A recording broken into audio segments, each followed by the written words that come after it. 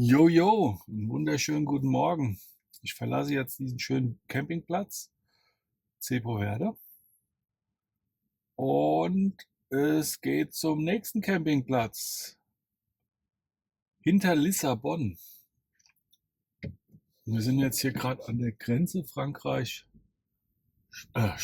Spanien, Portugal. Das war so der erste Campingplatz nach der Grenze.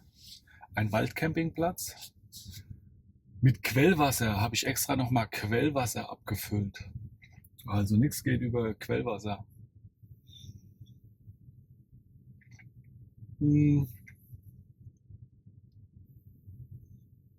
ja, also die Strecke hierher, die muss man sich anschauen. Die Strecke hierher, das ist, äh, In ja, 200 Metern links abbiegen auf N504. durch kleine Örtchen, als würde man durch Museen fahren,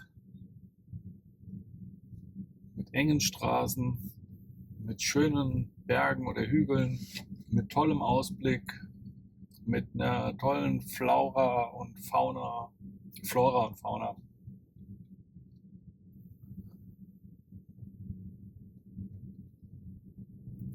Ja.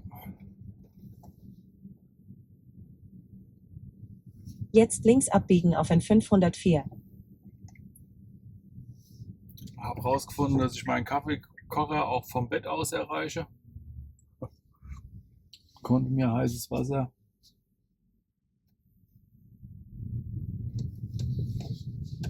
im Wasserkocher im Bett machen. Ja, und das ist jetzt so eine Straße. Also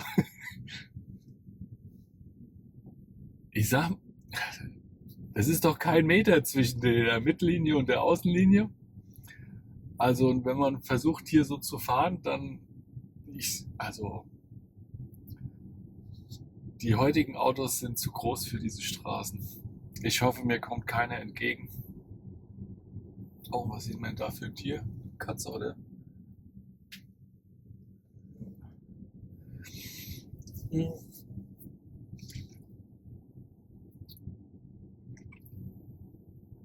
Aber guter Belag, also Asphaltbelag. Die Straße war sehr gut fahrbar. In 200 Metern links abbiegen auf N103.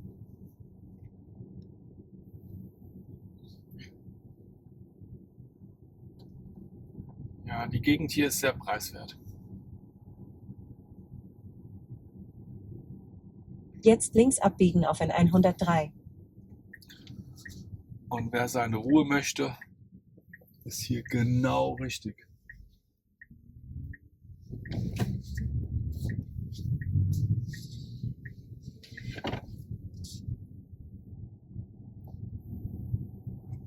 Ja, das ist jetzt wieder die normale Breite von einer Straße.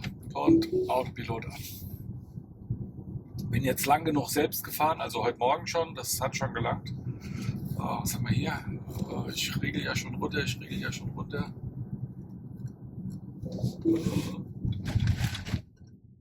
Okay.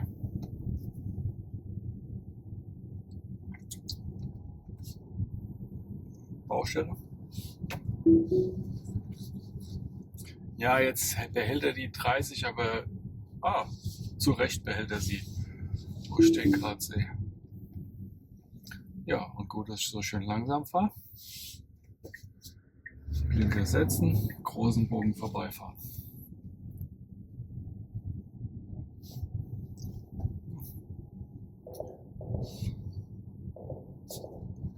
Okay, dann behalten wir das mal mit der Geschwindigkeit bei. Hier wird gerade die, sage ich mal, der Ablauf vom Wasser realisiert.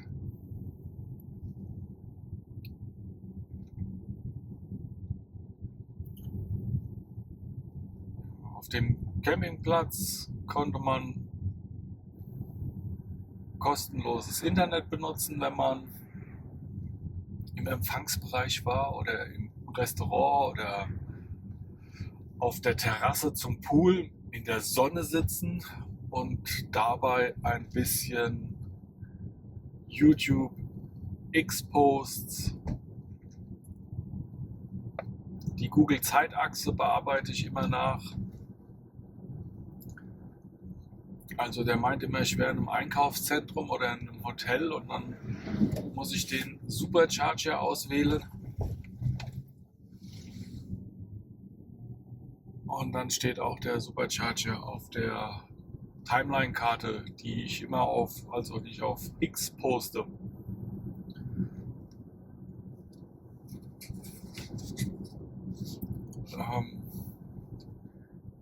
Für den ersten Tag, den Abschnitt habe ich gepostet. Aber das Video ist immer nur bis zu einem Supercharger. Also ich habe 4 Stück angefahren und dann entstehen in der Regel 4 Videos. 2 Stunden. Also richtig viel Videomaterial pro Tag. Also so mal 8 Stunden am Tag. Das ist schon was. Okay.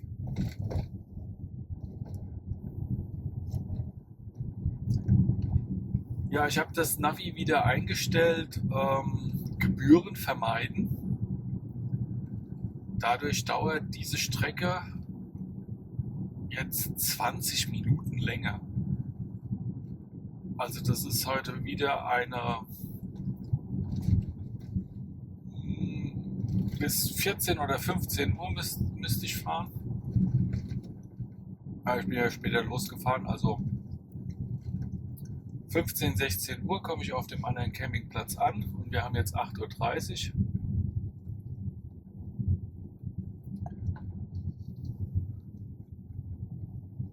Und bei einer,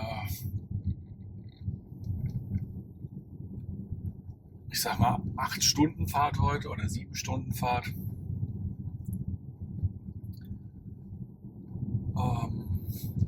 machen jetzt 20 Minuten oder 30 Minuten gar nichts aus. Also die Gebühren vermeiden kann ich im Inland Portugal empfehlen. Ich fahre nämlich jetzt nicht an der Küste Porto und Lissabon die Strecke entlang, sondern ich fahre jetzt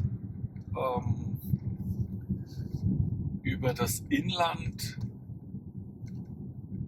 an Porto vorbei, an Lissabon vorbei und danach komme ich erst wieder runter an die Küste.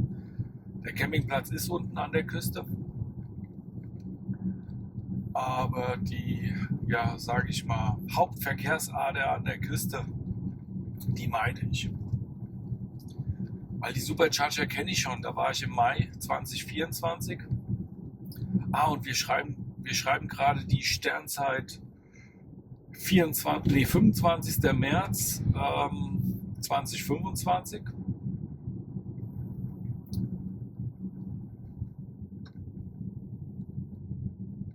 Und ich fahre jetzt andere Supercharger an, weil dann habe ich mehr Supercharger auf meiner Supercharger-Tour 2025 gesehen. Ja, wenn die Tour schon so heißt, da ist schon im Titel klar, was mich hier interessiert.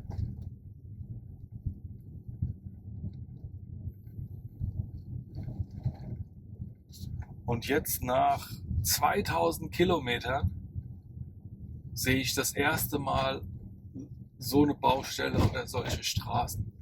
Also die ersten 2000 Kilometer waren tippitoppi, also sehr gut von den Straßenverhältnissen. Und ich sehe ja hier die Bauarbeiter, in dem Fall in der Woche ist das hier auch tippitoppi. Ja, okay, das dauert ein bisschen länger, 2 Wochen. Also in 2 Wochen ist alles tippitoppi hier.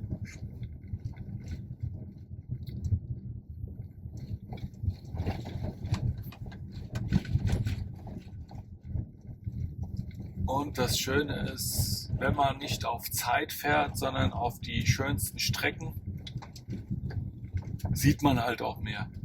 Okay, das ist jetzt sicherlich nicht das Beispiel für die schönste Strecke.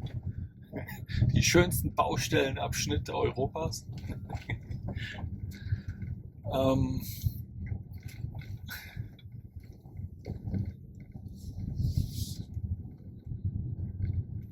ich habe gar keine Ampel gesehen. Hat wohl gepasst. Okay.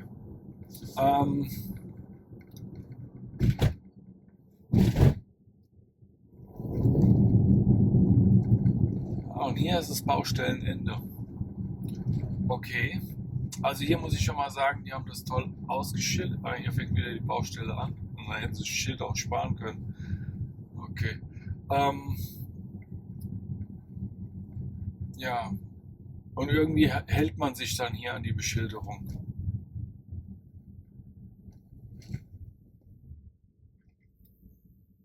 Richtig was los hier. 8:35 Uhr. Dann lassen wir den erstmal in aller Ruhe. Die schaffen ja. Ich bin Freizeit hier. Also lasst euch Zeit. Oh, der hat 2 Achsen zum Lenken. Der kann die Kurven besser fahren. Okay.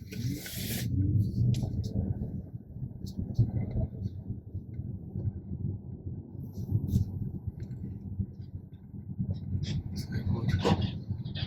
Mit Schülerlotse war was anderes. Baustellenlotse.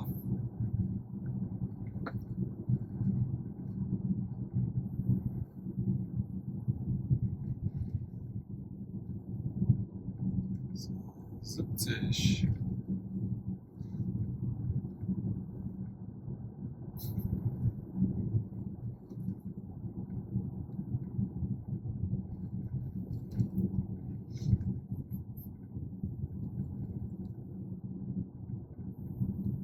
In 300 Metern nach links auf die Auffahrt IP4 fahren. Ja, und ich habe mir heute Morgen mal einen Tee gemacht. Also ich habe so einen leicht kratzigen Hals und meine Nase 3-mal geputzt. Also ich hoffe mal, ich bleibe gesund. Das heißt, ich muss besser essen. Gesünder Jetzt essen. nach links auf die Auffahrt IP4 fahren.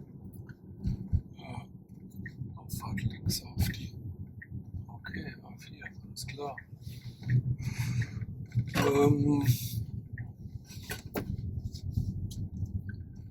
Ja, deshalb gab es heute Morgen ein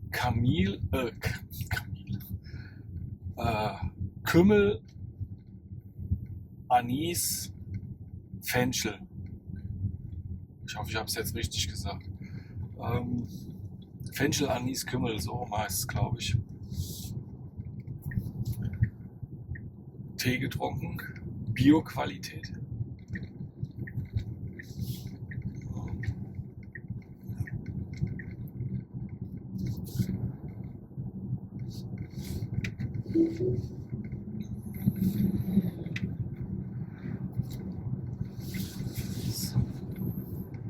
Autopilot fährt. Morgens legt man die Grundlage für das Sodbrennen am Mittag oder Abend. Also wenn man morgens, sage ich mal, mit einem Fenchel-Anis-Kümmeltee anfängt, wird der ganze Tag gut.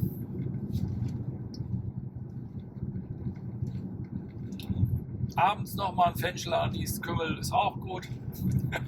Mittags ist auch gut. Also so Tee allgemein ist wahrscheinlich besser als Kaffee. Und deshalb trinke ich jetzt erstmal einen Schluck Kaffee, weil nach dem Tee ist Kaffee für mich in Ordnung.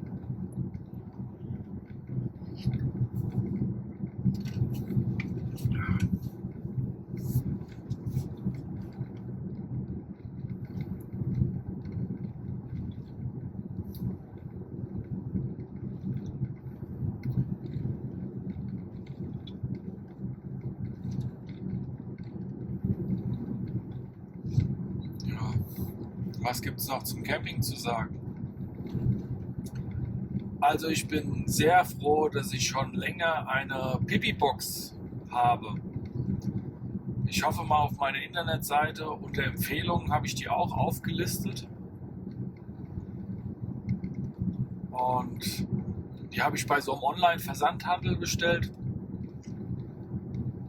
Und das ermöglicht es mir, wenn ich, sage ich mal, morgens um 6 Uhr in der Früh keine Lust habe, zum Bad zu laufen, dann kann ich im Auto bleiben.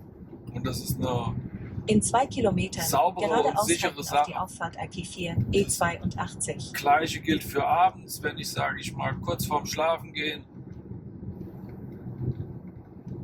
nochmal auf Toilette muss und ich liege schon im Bett, dann stehe ich nicht mehr auf.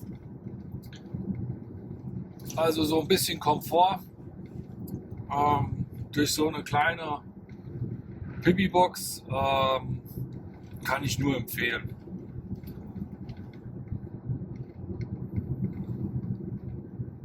Ja, morgens dann beim ersten Badgang nehme ich die mit, entsorge sie, also entsorge die Flüssigkeit und wasche sie nochmal aus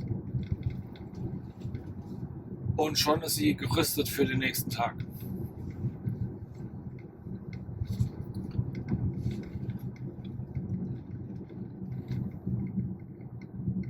Ja, warten die jetzt auf mich oder lasse ich die alle fahren?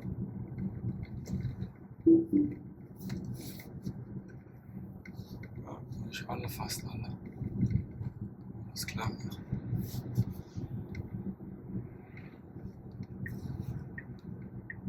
Oh ne, der stinkt. Also, ich habe eben gerade Jetzt geradeaus halten auf die Auffahrt gesehen. IP4. Ups. Und habe gedacht, ich kann ihn noch überholen. Aber wenn ich seine Abgase sehe, kann ich mal hier eine auf Umluft machen.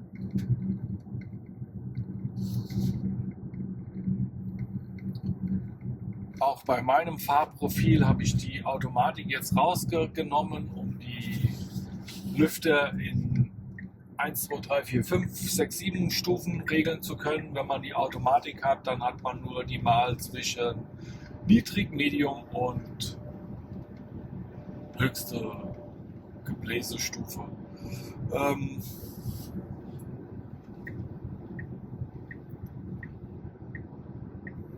120.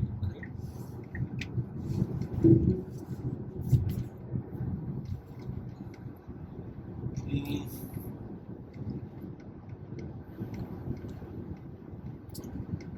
Zum Camping noch.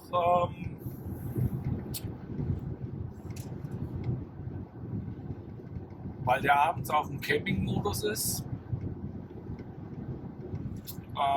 verschließe ich ihn mit der App. Also das Auto schließe ich ab mit der App und mache mein Bluetooth aus. Weil das Bluetooth ist ja mein Schlüssel. Und wenn ich den Schlüssel anlasse, dann können die Türen geöffnet werden von außen. Wenn ich aber mein Bluetooth ausmache, können die Türen nicht geöffnet werden von außen und durch den Klick in der App auf Verriegeln, geht aber auch hier auf dem Bildschirm, auf das Schloss da klicken, ist das Auto abgeschlossen und wichtig ist Bluetooth ausmachen. Von allen Handys, falls man zu zweit ist zum Beispiel. Und natürlich haben dann immer beide den Zugang.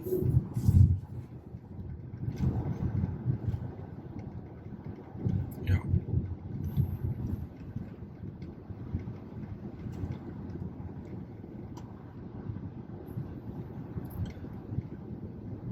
Also das Video Tesla Luxus Wohnmobil ist schon öffentlich.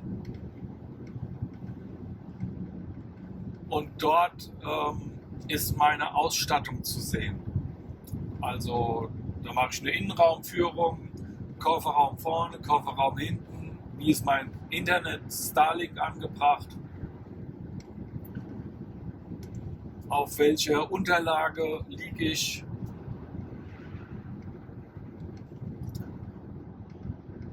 Und welche Powerstation benutze ich? Wie koche ich mein Wasser? Oder wo ist meine Steckdose mit 230 Volt? Das kann man in dem anderen Video sehen. Also meine Playlists sind da auch zu empfehlen. Ich habe die Playlist Tesla kann das und die Playlist Solarkocher. Und in beiden sind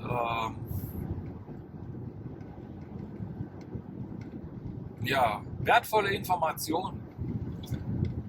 Man kann die so einkategorien, also man kann bei YouTube Kategorien auswählen und da weiß ich immer nicht, soll ich Bildung oder Event und Reisen nehmen. Also Event, Veranstaltungen und Reisen, also Reisen tue ich ja,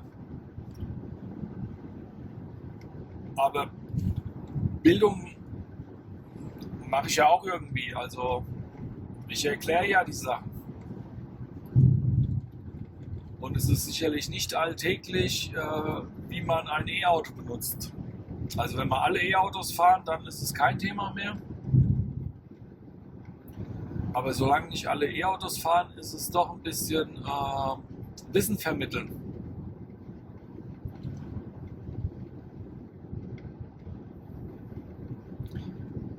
Ja, und selbst für neue E-Auto-Fahrer, sage ich mal, ist sicherlich der ein oder andere Tipp dabei. Weil ich fahre jetzt über 10 Jahre rein elektrisch und da erlebt man halt doch ein paar andere Sachen und erfährt ein bisschen mehr. Also ich bin ja jetzt 15.000 Kilometern in den ersten 3 Monaten gefahren, seitdem ich dieses Auto habe.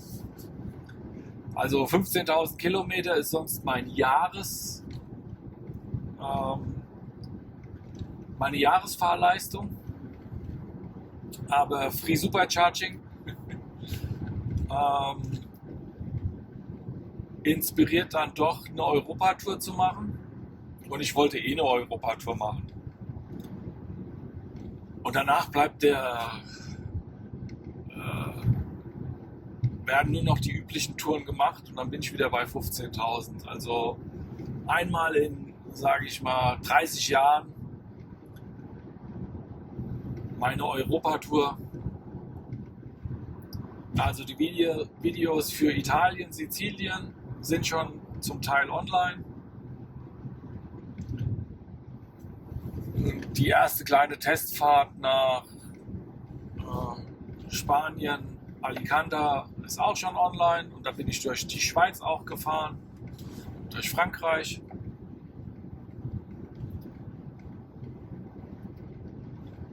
Ja.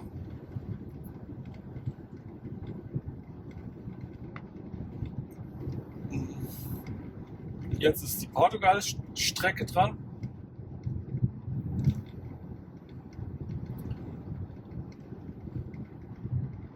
Ja, und nach der Reise ist vor der Reise und die nächste Reise sollte dann nach Griechenland, Türkei gehen. In den asiatischen Bereich.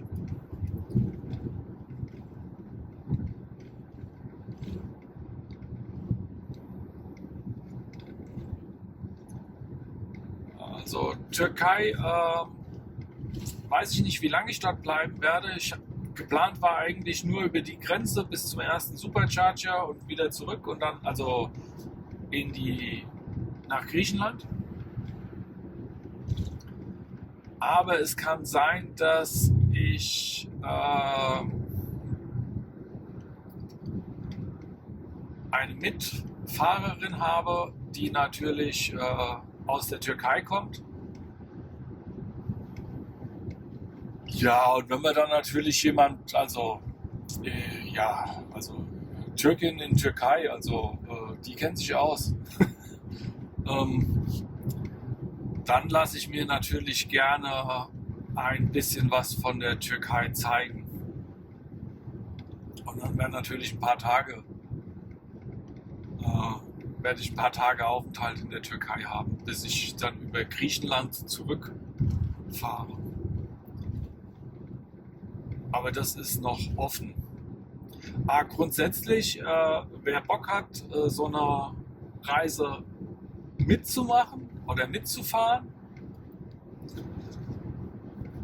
so gruppenreisenmäßig, der kann sich gerne auf X oder über meine Homepage, da sind auch Kontaktdaten, bei mir melden. Und ihr seht ja, wie locker das ist. Also obwohl wir jetzt zu 5 fahren, hat gestern gerade mal jede Gruppe sozusagen woanders übernachtet, weil jeder hatte ein anderes Besichtigungsziel oder Tagesziel. Und dadurch kann es vorkommen, dass man auch mal etwas ganz getrennt voneinander macht. Und ja, man trifft sich dann immer mal wieder auf der Strecke, Abendessen, Supercharger. Ja, manchmal auch gemeinsame Übernachtung. Aber immer nur dann, wenn es sich ergibt. Also sprich, wenn es für alle passt. Da gibt es keinen Zwang, da gibt es ein lockeres Get-Together. Ein lockeres Zusammenkommen.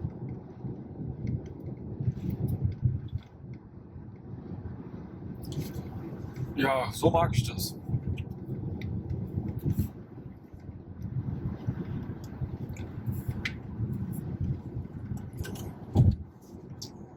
Ja, dementsprechend, also wer Bock auf so eine Strecke hat oder die fahren will und dann nicht ganz allein fahren will, gerne bei mir melden.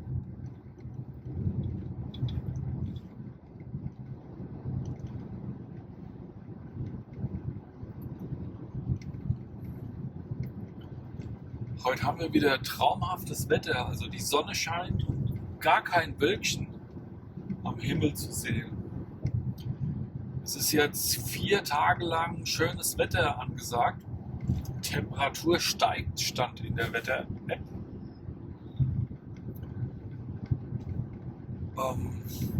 Ja, als ich hier mich auf den Weg gemacht habe, hat mich jeder gewarnt, ja, da ist gerade Sturm und schlechtes Wetter. Und daraufhin meinte ich nur, ja, das ist gut so, weil wenn ich ankomme, ist da schönes Wetter. Es ist gut, wenn es vorher regnet. Und voilà, so ist es.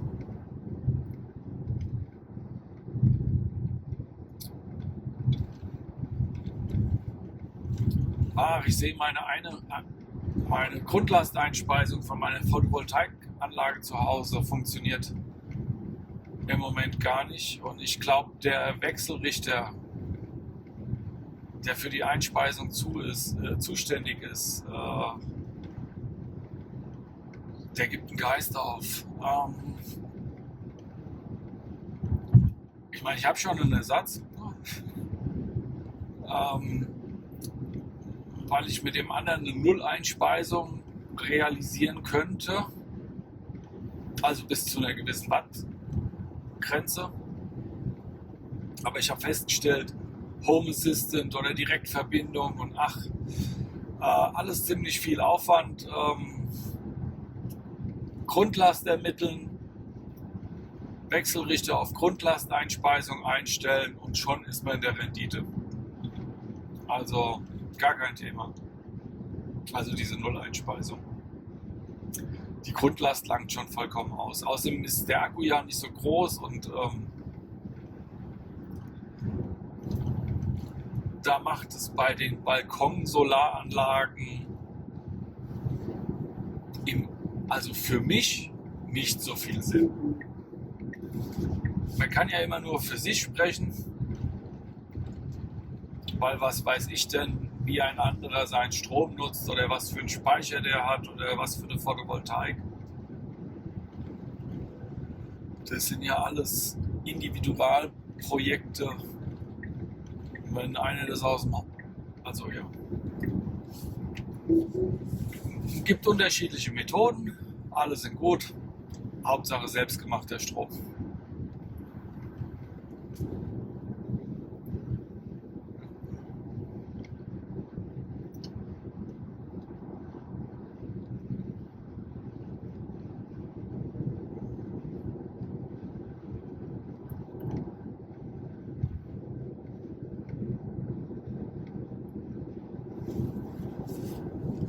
Ja, wenn ich jetzt nicht einspeise, sondern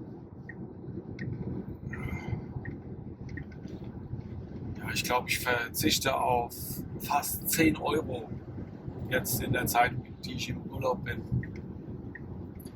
Weil die Grundlast fällt ja trotzdem an und wird halt nicht eingespeist.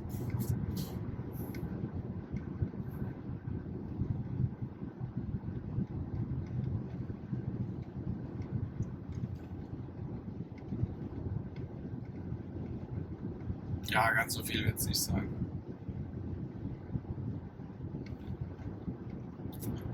Ich hoffe, ich denke dran, beim nächsten Supercharger versuche ich nochmal die Einspeisung zu starten für die Grundlast.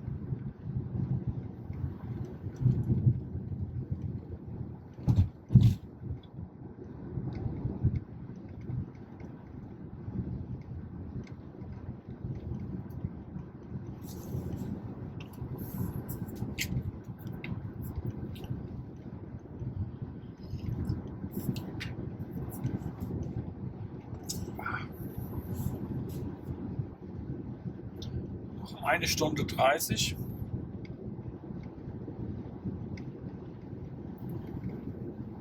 Bis zum Supercharger Guada.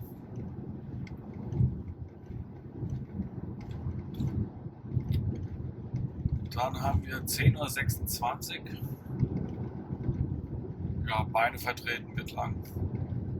Und ich komme mit 36% an. Also ich konnte auf dem auf dem Campingplatz jetzt mein Auto auch laden mit 6 Ampere. Das ist zwar wenig, aber es ist trotzdem auf 100%. In 2 Kilometern an der Ausfahrt 35 rechts abfahren auf E802 in Richtung RP2, Guada. Und der erste Tag hätte schon gelangt, um diesen Supercharger zu erreichen. Und ich glaube pauschal 4 Euro oder so. Insgesamt hat der Campingplatz 17 Euro gekostet. Also für mich ist der Campingplatz 17 Euro und der Strom war umsonst. Ja, aber ich glaube, er wird berechnet mit 4 Euro. Aber da das in den 17 Euro schon inklusive ist, jo mai, das ist ja nix. Also bei 2 Tagen und dafür habe ich einen vollen Akku. Also ich würde sagen, das Camping hat mich nichts gekostet und der Strom etwas. Also wie man es dreht und wendet, Strom kostet nichts. Weil durch die wegfallenden fossilen Wartungskosten kann ich den Strom des ganzen Jahres bezahlen. Jetzt an der Ausfahrt 35 rechts abfahren.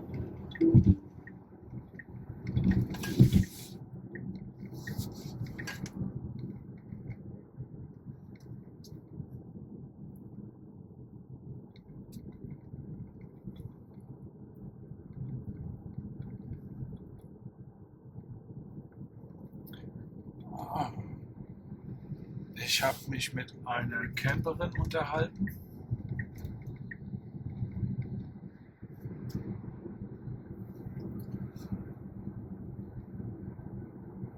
Und da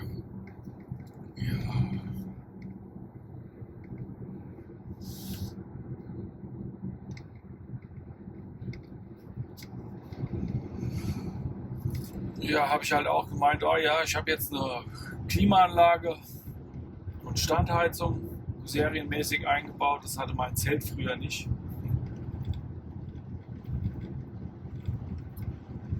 Und dann meinte sie so, ja, sie hat da auch Bekannte und die haben mal ein E-Auto gefahren und sie sagen nie wieder. Und dann habe ich gemeint, ja, das glaube ich ihr. Und dann ist sie sicherlich so ein E-Auto gefahren von so einem anderen Hersteller außer Tesla. So ein E-Auto war jetzt die ganze Zeit vor mir und ist gerade abgebogen. Also diese Fahrzeuge wurden ja nicht gebaut, um für den Endkunden zu sein, also für den privaten Kunden und für deren Gebrauch, sondern die wurden hergestellt, um die keine CO2-Strafzahlung zu erhalten. Das heißt, sie wurden mit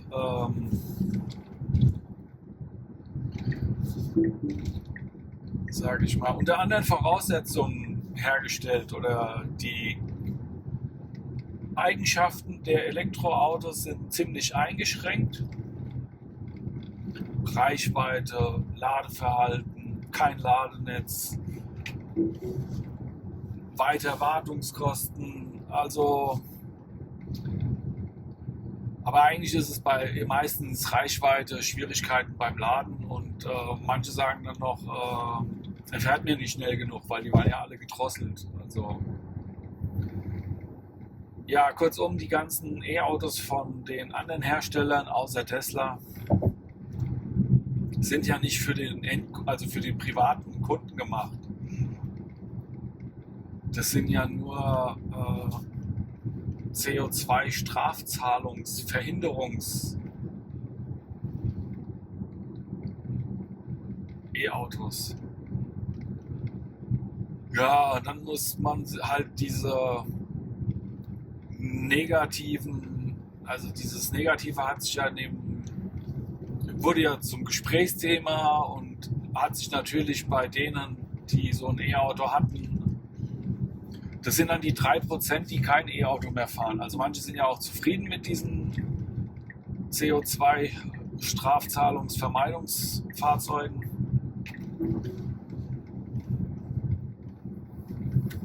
Und für manchen Bedarf mag das auch genau richtig sein, aber die Hersteller haben die nur gebaut, um die Strafzahlungen zu vermeiden, also für nichts anderes. Da gab es keine Skalierung, also da gab es keine Massenproduktion und. Naja, ist bald Geschichte.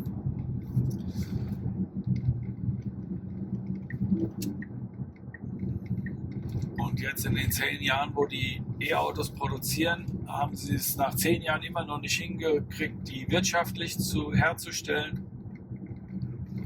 Also, und wenn ein Unternehmen es nicht schafft, ein Produkt wirtschaftlich mit Gewinn zu veräußern, dann wird das eh nichts. Ja.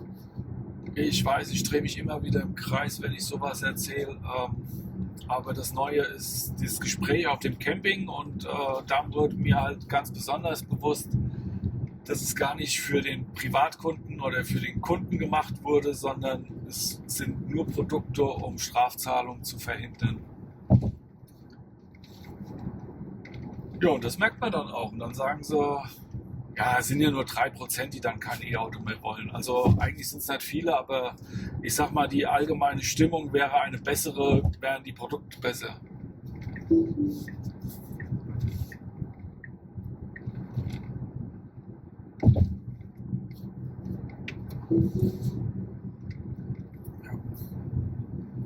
Also in Norwegen haben sie es irgendwie geschafft, das ganze Spiel zu durchschauen. Weil in Norwegen sind sie auf 100%. Jeder Mieter, auch ohne Ladestation, kann laden. Und die haben gar nicht mehr Ladestationen als wir.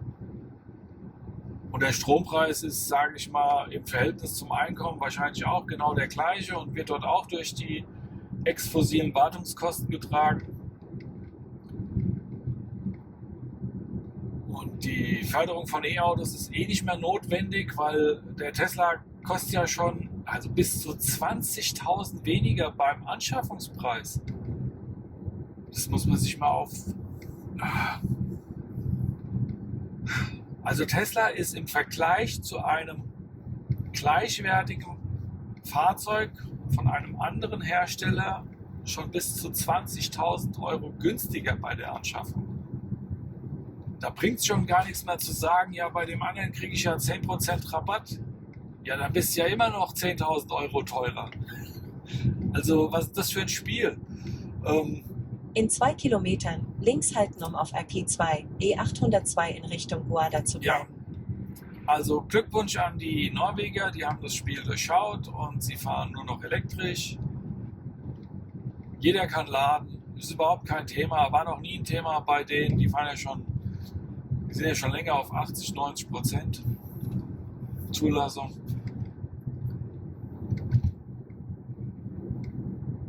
Ja, und das ganze Land wird jetzt richtig wohlhabend und reich, weil den Strom können sie sich auch selbst herstellen.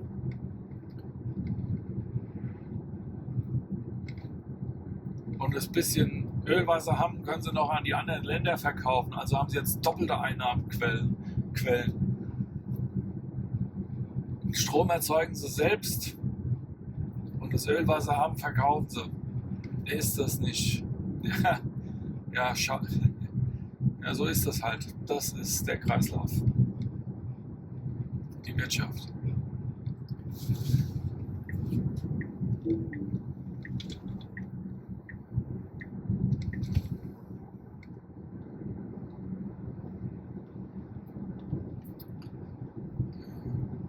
Auf jeden Fall geht es der Bevölkerung und dem ganzen Land besser, weil sie haben nicht mehr diese Nebenkosten der Gesundheitsschädigung.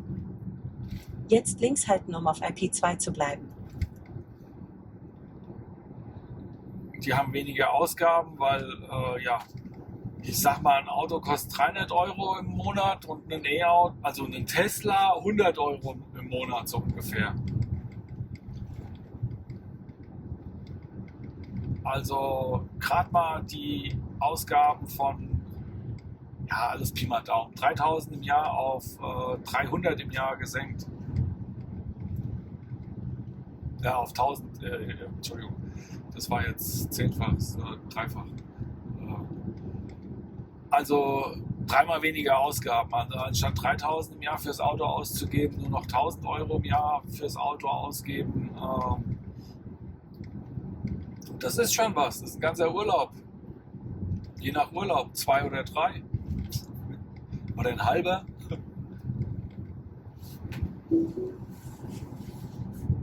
So, was haben wir hier für eine schöne Strecke? Wie haben sie denn die Häuschen hier hingesetzt? Sieht schön aus.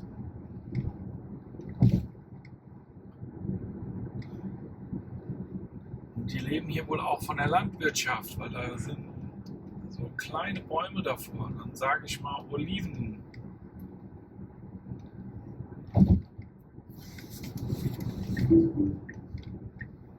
Und die Kastanien sind hier verbreitet. Ja, das könnte aber auch noch, können auch noch andere Obstbäume sein.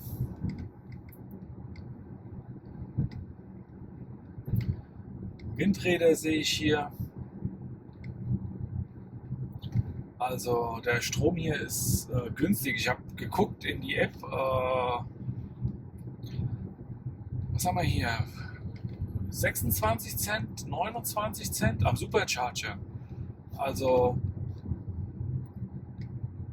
der Strom ist preiswert. Und in der Hauptzeit kostet er dann 35 Cent. Ja, machen wir mal einen Tank für einen Zehner voll, heißt das dann. So ungefähr.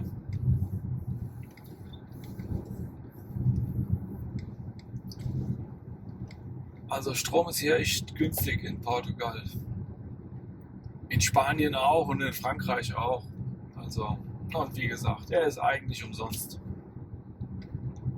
Strom kostet nichts.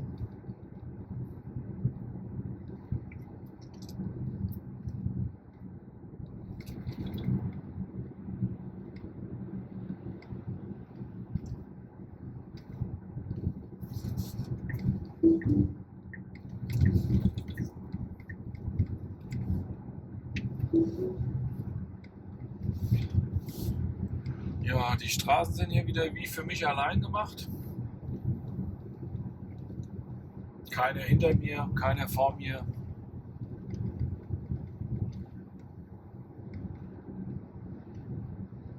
Das ist der Vorteil an der Nebensaison und jetzt nicht die Hauptverkehrsadern zwischen den Städten am Strand, an der Küste.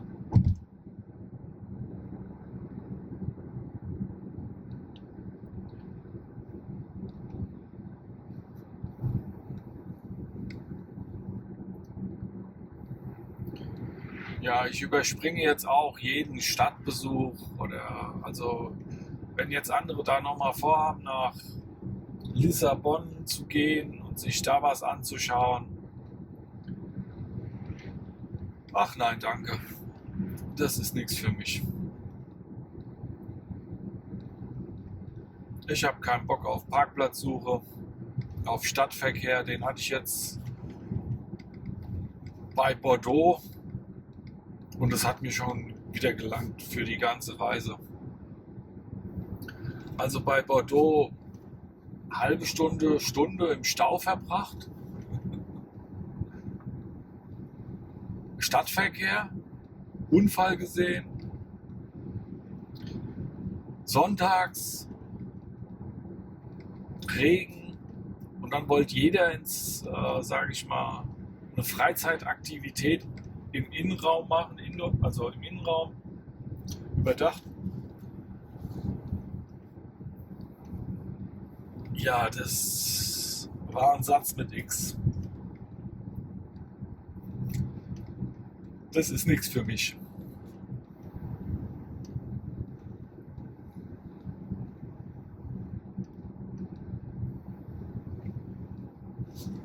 Der Autopilot fährt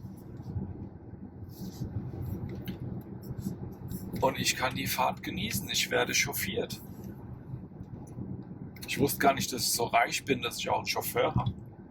Ach, der ist ja serienmäßig, der kostet gar nichts.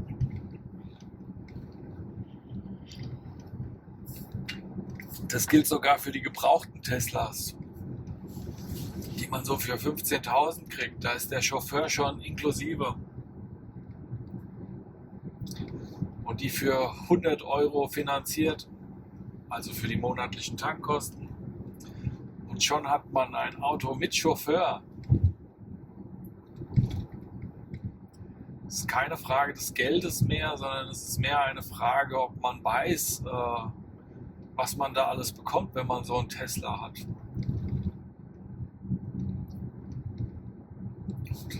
Hier sind meine Hände. Die sind nur am Lenkrad, weil er ab und zu will, dass ich wackel, aber ihr kriegt es ja auch mit, ich muss sehr selten wackeln, weil das normale Auflegen der Hände langt aus mit den Bodenwellen, dass hier Bewegung am Lenkrad ist und dementsprechend ist das für mich schon supervised. Oh, das Neueste überhaupt. Wir haben heute den 25.03. Und die Gebrauchtwagen auf der Tesla-Seite, also Tesla hat auch einen eigenen Gebrauchtwagenhandel, Angebote. Und da hat sich jetzt der Titel geändert von Full Self-Driving auf Full Self-Driving Supervised, überwacht.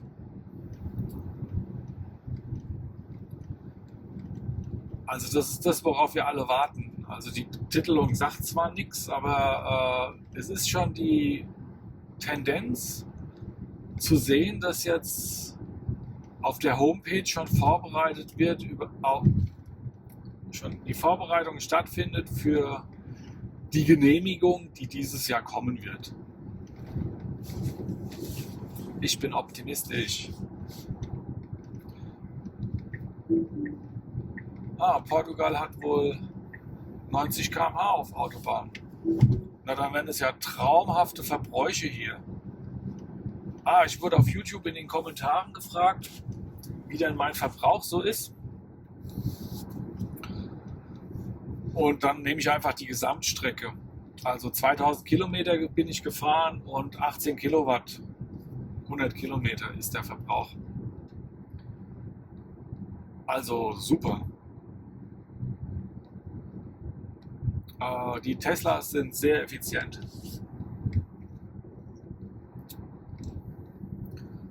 Strom kostet eh nichts, deshalb ist diese Frage eigentlich nur noch, also für Tesla-Fahrer kostet Strom nichts, das gilt wieder nicht für alle anderen. Also wenn ich sowas sage, dann rede ich meistens für Tesla, weil bei den anderen, wie gesagt, das sind ja nur Strafzahlungsverhinderungsprodukte, da ist alles anders. Also beim Tesla ist der Strom umsonst. Ja, und wenn er nach dem Verbrauch gefragt wird, das ist dann eher so eine Entscheidung über die Reichweite, aber die Reichweite ist auch egal, weil selbst der kleine Akku, Standard Range, macht 300 Kilometer und wenn man alle 2 Stunden eine Pause macht, dann könnte das Auto weiterfahren, aber ich nicht. Also, und ich fahre auch 1000 Kilometern in 10 Stunden. Okay, das geht halt nur, wenn der Verbrauch so niedrig ist und die Ladegeschwindigkeit so hoch ist. Also diese Angabe 1000 Kilometern in 10 Stunden ist eigentlich das ist das Zusammenspiel aus Ladetechnik, Reichweite und Effizienz.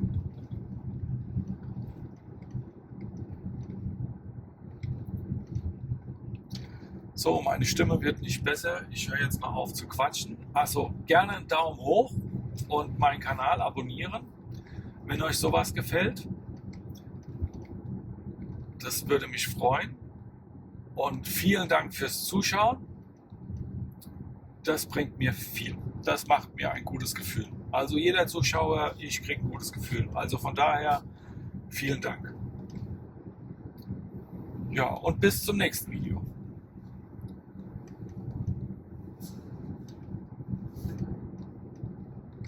So, Musik vorher runtergeladen und jetzt geht's los.